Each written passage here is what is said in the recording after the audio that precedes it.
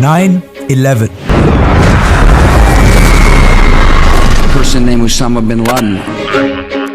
CIA is asleep. 21st century की सबसे बड़ी खबर, Plane has crashed into the World Trade इस Center. एक दिन ने पूरी दुनिया के मुसलमानों की जिंदगी हमेशा के लिए बदल दी, जिसमें एक तरफ दुनिया की सबसे बड़ी सुपर पावर अमेरिका थी Either you are with us or you are with the terrorists. और दूसरी तरफ एक आदमी, Saudi billionaire Osama bin Laden. Admiration for what was then the world's most wanted terrorist, responsible for killing thousands.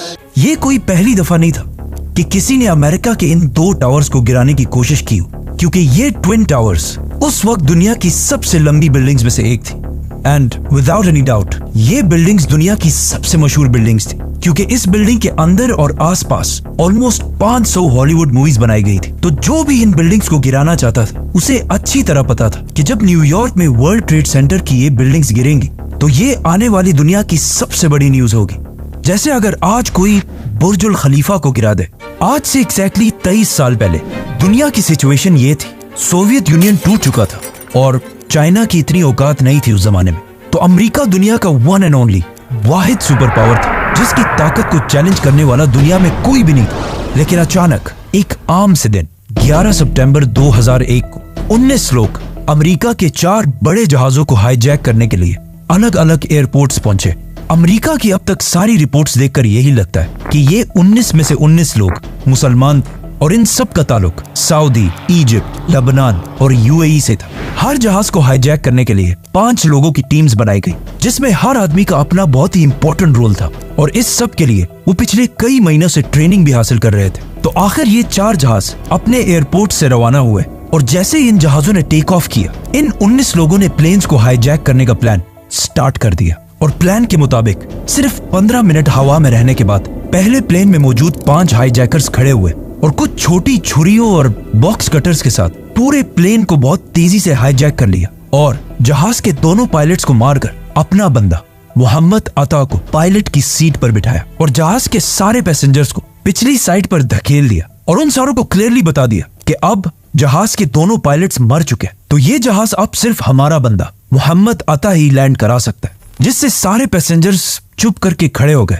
लेकिन hijackers कभी इस plane को land करना चाहते ही नहीं थे। अब जब इस जहाज का नया पायलट मोहम्मद अता पैसेंजर्स को ये बातें समझा रहा था, तो उसने गलती से जहाज के एक और बटन को भी दबा दिया, जिससे वो सीधा न्यूयॉर्क के एयरपोर्ट के टावर के साथ कनेक्ट हो गया और उसने कहा कि सब आराम से बैठ जाओ, हम इस जहाज को एयरपोर्ट की तरफ ही लेके जा रहे हैं। नाउ ये सुनकर न्यूयॉर्क के एयरपोर्ट में कंफ्यूजन फैल गई और उन्होंने जल्दी से एयरपोर्ट के रनवे से सारे जहाजों को हटाकर रनवे क्लियर कर दी और इस जहाज का इंतजार करने लगे। इसके बाद अगेन मोहम्मद अता गलती से दोबारा एयरपोर्ट के टावर के साथ कनेक्ट हुआ और उसने कहा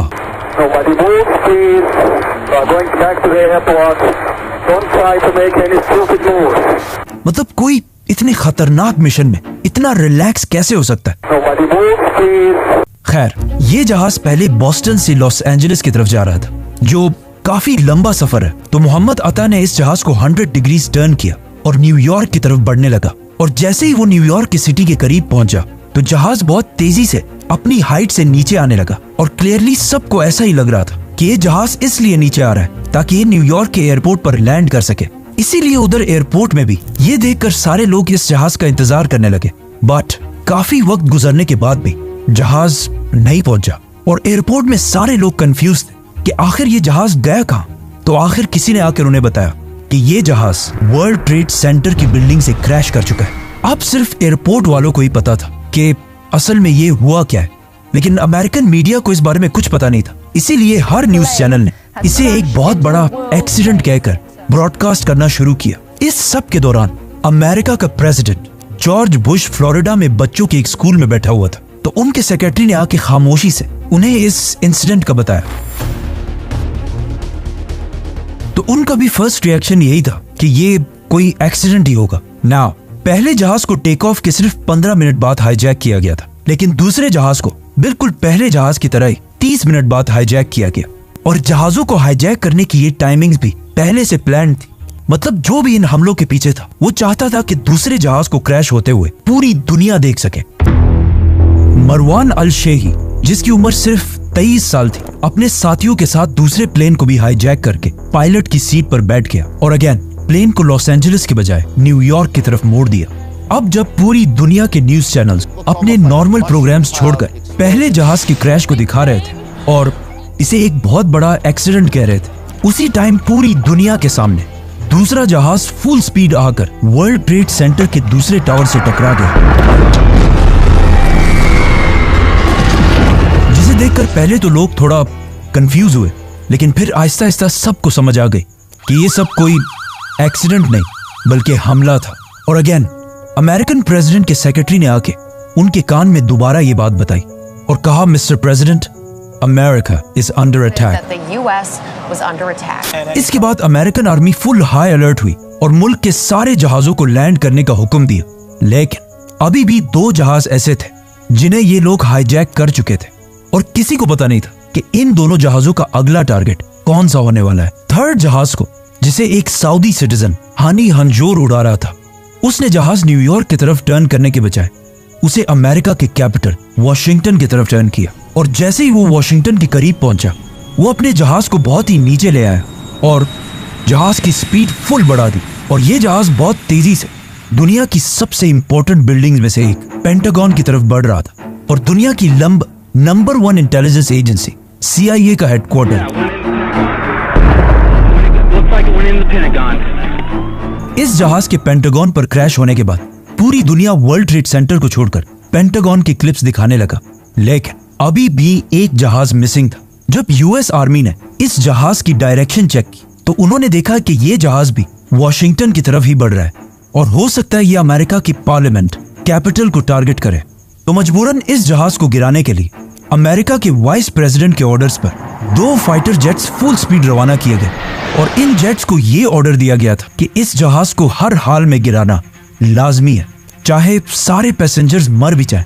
3 जहाज तो बिल्कुल प्लान के मुताबिक अपने टारगेट्स तक पहुंच चुके थे, लेकिन चौथा जहाज, जिसे ज़ैद जर्राह चला रहा था, अपने टारगेट कैपिटल तक कभी पहुंच ही नहीं सका, क्योंकि जब ये जहाज हाईजैक किया गया था तब तक वर्ल्ड ट्रेड सेंटर पर हमला हो चुका था। ज़ैद जर्राह ने दोबारा सारे पैसेंजर्स को उसी तरह बता दिया कि सब आराम से बैठ जाओ, हम एयरपोर्ट की तरफ ही जा रहे हैं। लेकिन जब पैसेंजर्स में से एक ने जहाज के फोन से अपनी बीवी से राब्ता किया तो उसकी बीवी ने उसे बताया कि ये हाईजैकर्स झूठ बोल रहे हैं और ये एयरपोर्ट नहीं जा रहे, बल्कि ये एक सुसाइड मिशन है। इस बंदे ने जाके बाकी पैसेंजर्स को भी समझाया कि देखो, मरना तो वैसे भी है, लेकिन इससे पहले कि ये हाईजैकर्स इस प्लेन को किसी बिल्डिंग पर क्रैश करें, हम सब खुद ही इस जहाज को गिरा देते हैं। जिस पर इन सारे पैसेंजर्स ने मिलकर हाईजैकर्स पर हमला कर दिया, जिसे देखकर ज़ैद जर्राह ने प्लेन को ऊपर नीचे और साइड टू साइड हिलाना शुरू किया। लेकिन बहुत कोशिश करने के बाद भी पैसेंजर्स आखिर जहाज के कॉकपिट के दरवाजे तक पहुंच गए और वो जैसे ही जहाज के दरवाजे को तोड़ने वाले थे तो इस जहाज के पायलट ज़ैद जर्राह ने जहाज की स्पीड फुल बढ़ा दी और इसका मुंह जमीन की तरफ किया और इस तरह ये चौथा और आखिरी जहाज तबाह हो गया। अब पूरी दुनिया के न्यूज चैनल्स अगेन चौथे जहाज को दिखाने लगे तो अचानक सिर्फ 1 घंटे बाद न्यूयॉर्क के वर्ल्ड ट्रेड सेंटर का साउथ टावर कोलैप्स कर गया।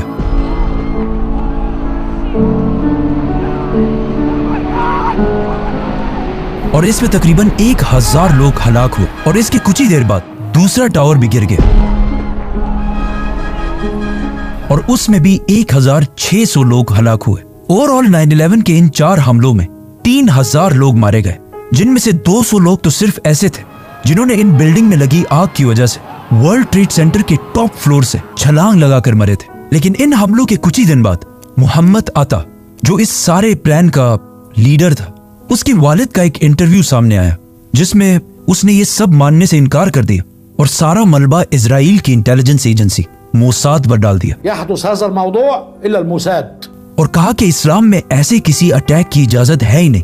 और इस तरह तीसरे और चौथे जहाज के पायलट्स के माँ बाप ने भी अमेरिका के रिपोर्ट्स मानने से इनकार कर दिया। और अगर इन अटैकर्स की फैमिलीज को देखा जाए तो ये कोई आम गरीब लोग नहीं थे, बल्कि ये सारे अटैकर्स बहुत ही वेल ऑफ रिच फैमिलीज से थे। 9/11 का ये हमला इतना बड़ा था कि इस हमले के 100 दिन बाद तक न्यूयॉर्क में हर तरफ धूल फैली हुई थी और इन तबाह हुई बिल्डिंग्स के मलबे को साफ करने के लिए भी ऑलमोस्ट $1 बिलियन लगे थे।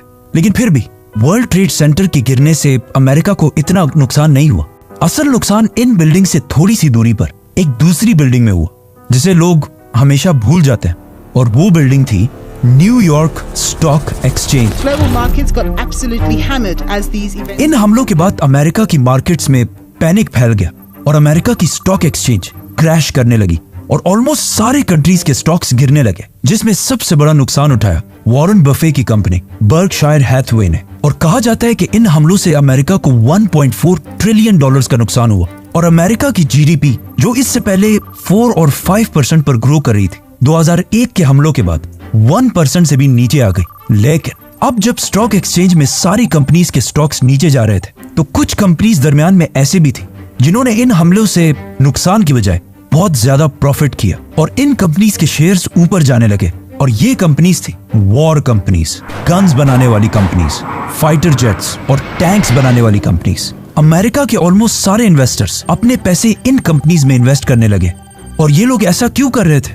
क्योंकि सबको पता था कि अमेरिका अब इन 9/11 के बदला लेने में एक बहुत बड़ी जंग शुरू करेगा, जिसकी वजह से पूरी दुनिया गौर से अमेरिकन प्रेसिडेंट जॉर्ज बुश की तरफ देख रही थी कि आखिर किसने और क्यों दुनिया की इतनी बड़ी सुपर पावर अमेरिका के साथ ऐसा करने की जुर्रत की है।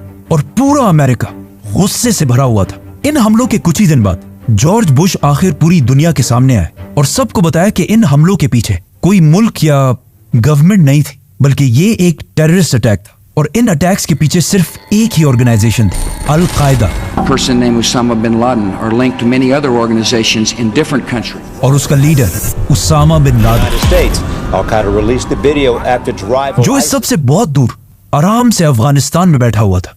नाउ अब जब पूरी दुनिया उसामा बिन लादेन को इन हमलों के लिए ब्लेम कर रही थी, तो उसामा बिन लादेन सामने आए और अल जजीरा को इंटरव्यू देकर कहा कि मेरा इन हमलों से कोई ताल्लुक नहीं है। लेकिन उन्होंने कुछ बाकी बयान भी ऐसे दिए जिसकी वजह से पूरी दुनिया के लोग कंफ्यूजन में थे कि ये इसने किया है या नहीं किया। इन हमलों के बाद सिर्फ उसामा ही नहीं बल्कि पूरी दुनिया के मुसलमान और स्कॉलर्स सामने आए और इन हमलों की सख्त मुखालफत की, क्योंकि अगर किसी ने भी रसूलुल्लाह सल्लल्लाहु अलैहि वसल्लम की जिंदगी के बारे में पढ़ा हो तो उसे पता होगा कि आप सल्लल्लाहु अलैहि वसल्लम हर जंग से पहले मुसलमानों को ये ऑर्डर्स दिया करते थे कि जंग के दरमियान भी किसी औरत, बच्चे, बूढ़े और इवन दरख्तों को भी नहीं काटना और फार्मर्स और दूसरे रिलीजन के प्रीस्ट को भी नहीं मारना, सिर्फ उनसे लड़ना जो तुमसे लड़े। मतलब इतने सॉफ्ट स्पोकन और हमेशा माफ करने वाले प्रॉफिट मोहम्मद सल्लल्लाहु अलैहि वसल्लम के रिलीजन के नाम पर कोई कैसे ऐसे कर सकता था? इसीलिए इन हमलों के बाद OIC, मुसलमानों की सबसे बड़ी ऑर्गेनाइजेशन, सामने आई और उसने भी 9/11 के इन हमलों की मुखालफत की। और उनके अलावा मक्का के ग्रैंड मुफ्ती ने भी ये बयान दिया कि ये हमले इस्लाम के खिलाफ हैं। और इवन अमेरिका के दुश्मन समझे जाने वाले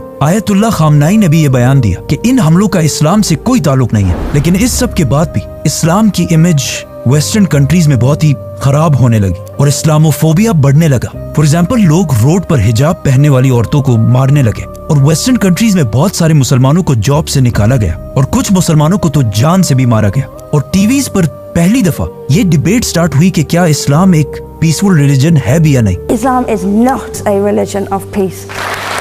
लेकिन इन सब चीजों के बाद भी पूरी दुनिया के मुसलमानों का यही स्टैंड था कि ये हमले चाहे जिसने भी किए, हम इस सब के खिलाफ हैं। नाउ उसामा बिन लादेन के इनकार करने के बाद भी अमेरिका ने सारा ब्लेम उसामा बिन लादेन पर ही डाला। अमेरिका ने अफगानिस्तान की गवर्नमेंट तालिबान को अल्टीमेटम दिया कि अलकायदा के सारे leaders including Osama bin Laden को हर हाल में अमेरिका के हवाले किया जाए। लेकिन अफगानिस्तान ने ऐसा नहीं किया, क्योंकि अफगानिस्तान ने इससे कुछ ही साल पहले एक बहुत बड़ी सुपर पावर सोवियत यूनियन को 10 साल जंग के बाद हरा चुका था। और उसामा बिन लादेन ने उस जंग में अफगानों की मदद के लिए बहुत बड़ा रोल प्ले किया था, जिसकी वजह से तालिबान गवर्नमेंट, जिसका लीडर मुल्ला मोहम्मद उमर था, उसामा बिन लादेन की बहुत ही रिस्पेक्ट किया करती थी। जिस पर तालिबान ने अमेरिका की गवर्नमेंट से कहा कि आप जिस पर ब्लेम लगा रहे हैं वो बंदा तो मान ही नहीं रहा कि उसने ये सब किया है, आप हमें प्रूफ्स दें, हम खुद उसे सजा देंगे और बगैर प्रूफ्स के हम अपने गेस्ट को किसी के हवाले नहीं कर सकते। बट अमेरिका ने उनकी ये ऑफर नहीं मानी और कहा, देखो मैं एक सुपर पावर हूं और तुम एक आम से गरीब मुल्क हो, मुझे तुम्हें सबूत देने की कोई जरूरत नहीं है, ये बंदा मेरे हवाले करो बस,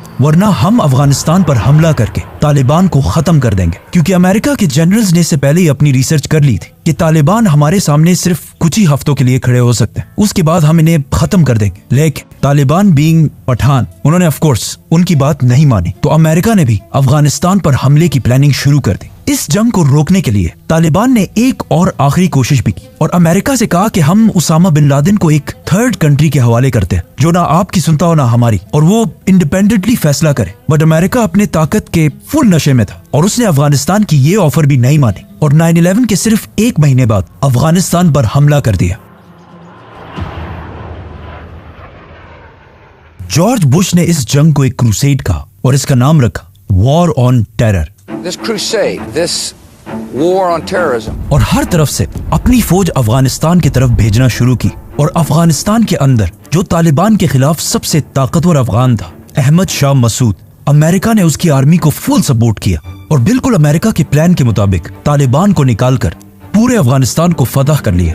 लेकिन ये सब करने के दरमियान अमेरिका के रास्ते में एक बहुत बड़ा हर्डल था, मीडिया और स्पेशली अल जजीरा, क्योंकि पूरी दुनिया का मीडिया अब तक सिर्फ अमेरिका की साइड ही दिखा रहा था, लेकिन अल जजीरा वाहिद चैनल था जो दोनों साइड्स को दिखा रहा था, अमेरिकन साइड और अफगान साइड। अल जजीरा ने अपने टीवी पर ऐसे वाकयात भी दिखाए जिसमें अमेरिकन जेट सिर्फ तालिबान को नहीं बल्कि सिविलियंस को भी टारगेट कर रहे थे, जिसे अब तक बाकी सारे चैनल्स BBC, CNN वगैरह नहीं दिखा रहे थे। तो इस पर अमेरिका की फौज को बहुत गुस्सा आया और उन्होंने अफगानिस्तान पर हमले के सिर्फ 4 हफ्ते बाद काबुल में अल जजीरा के हेडक्वार्टर को अपने एक जहाज से उड़ा दिया ताकि अल जजीरा वहां रिपोर्टिंग ना कर सके, और इवन इनके एक कैमरामैन को दुनिया के सबसे खतरनाक प्रिजन ग्वांतनामो बे भेजा ताकि इन सब चीजों से अल जजीरा का मुंह बंद हो सके। अमेरिकन जनरल्स की प्लानिंग बिल्कुल सही थी क्योंकि 9/11 के सिर्फ 3 महीने बाद तालिबान की गवर्नमेंट अफगानिस्तान में खत्म हो गई, जिसके बाद अफगानिस्तान का कोई भी लीडर नहीं था। इसीलिए अमेरिका ने अफगानिस्तान के एक नए लीडर की तलाश शुरू कर दी और जर्मनी की सिटी बॉन में एक बहुत बड़ी कॉन्फ्रेंस कराई जिसमें उन्होंने कुछ अफगान लीडर्स को भी बुलाया और इन सब को बिठाकर जर्मनी से अफगानिस्तान के लिए एक नया लीडर चूज किए, हामिद करजई, जो बिल्कुल तालिबान के ऑपोजिट था। Unfortunately, that didn't happen.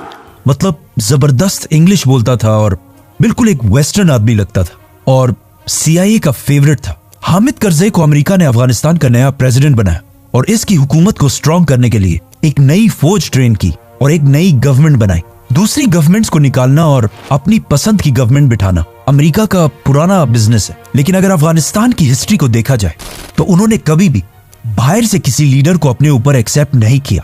And to top that, Hamid Karzai की गवर्नमेंट इतनी करप्ट थी कि अफगान कौम उसे एक्सेप्ट कर भी नहीं सकती थी। इसी तरह सब कुछ चलता रहा और ऐसा लग रहा था कि क्लियरली तालिबान ये जंग हार चुके। लेकिन 2 साल बाद 2003 में अमेरिका ने एक नई जंग शुरू की, Iraq war. Saddam Hussein and his sons must leave Iraq within 48 hours.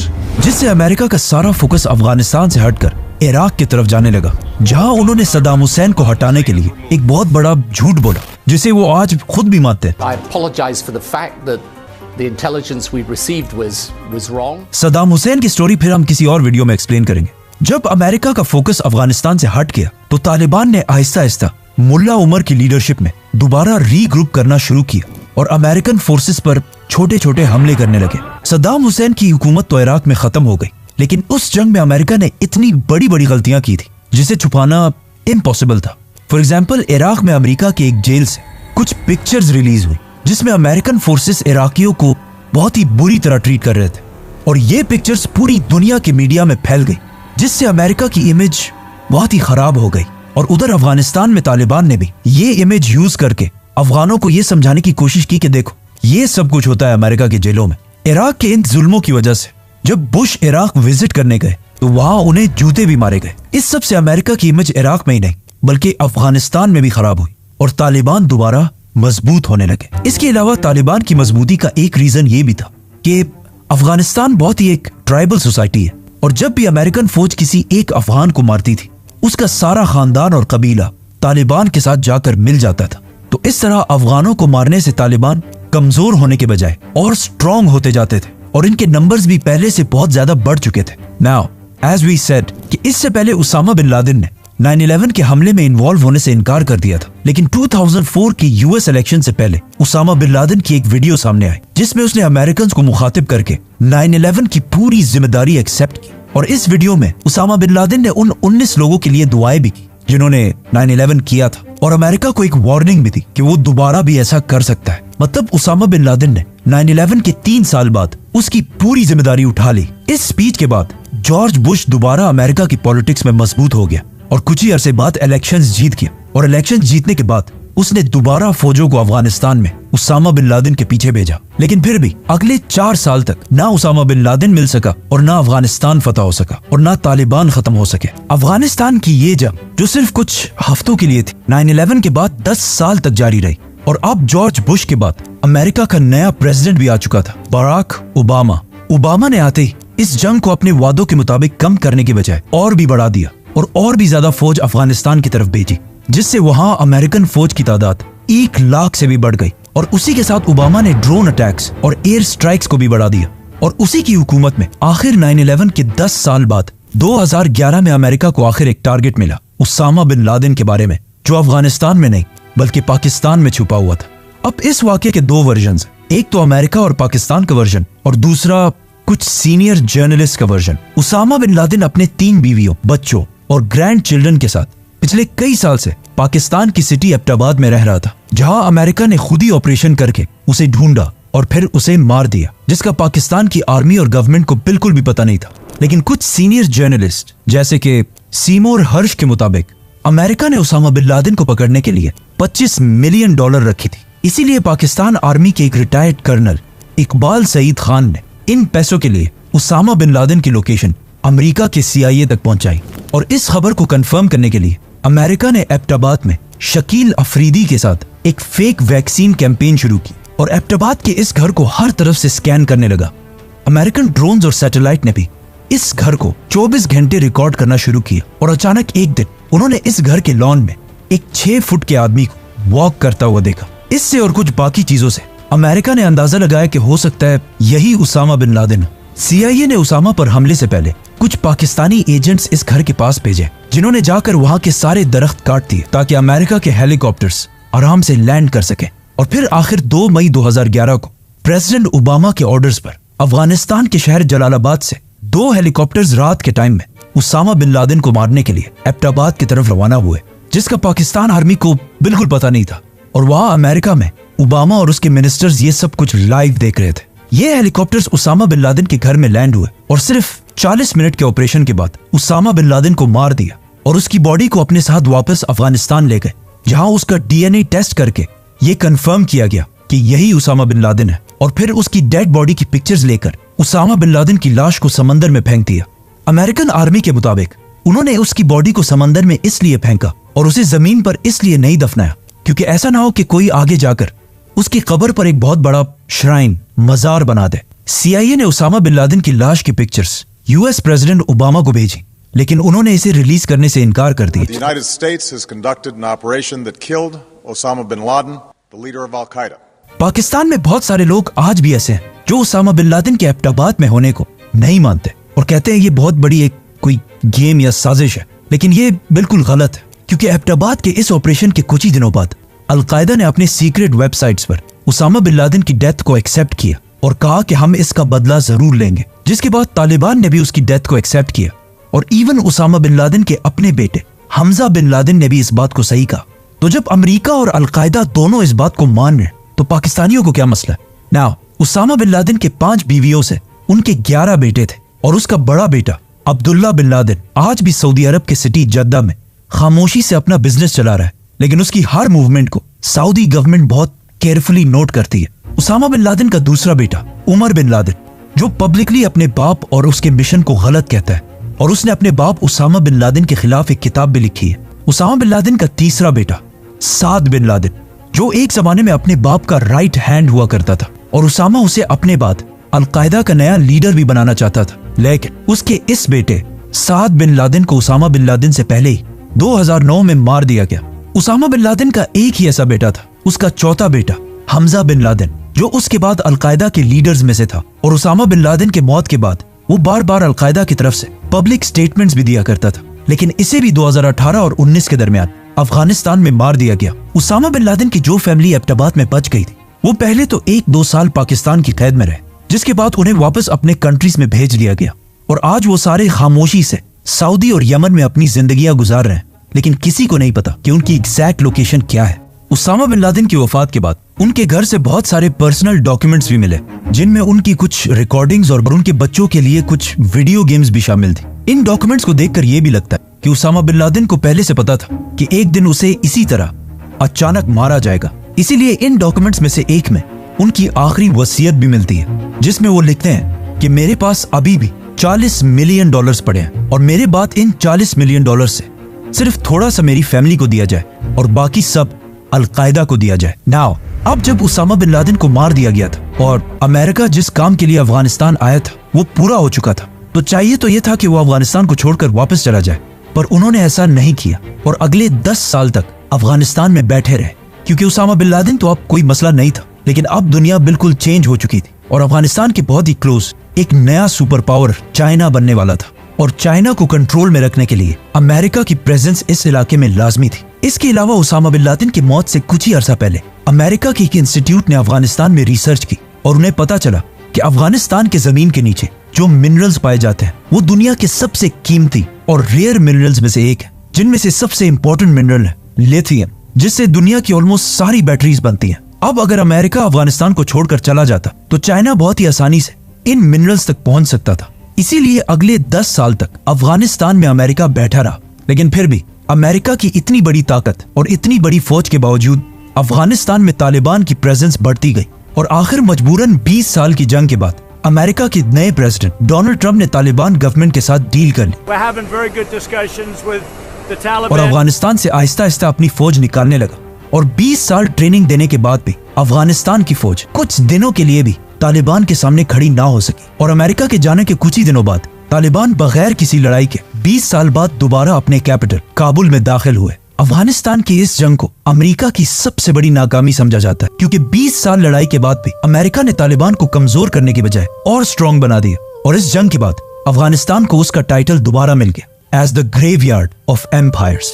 9/11 में 3000 अमेरिकन मारे जाने के बाद जो पूरी दुनिया में वॉर ऑन टेरर शुरू हुई, उसमें अब तक 4.6 मिलियन लोग, 46 लाख लोग हलाक हो चुके हैं। 4 करोड़ लोग अपने घरों से डिस्प्लेस होकर रेफ्यूजीज बने हैं, जिसमें मैं पर्सनली भी अपनी फैमिली और पूरे सिटी के साथ 2009 में रेफ्यूजी रहा हूँ। हालांकि मेरा 9/11 से कोई ताल्लुक नहीं था और अगर इस वॉर ऑन टेरर की कॉस्ट को देखा जाए तो सिर्फ डायरेक्टली $2 ट्रिलियन खर्च हुए और ब्राउन यूनिवर्सिटी के एस्टिमेट्स के मुताबिक वॉर ऑन टेरर पर अमेरिका के $8 ट्रिलियन जाया हुए हैं।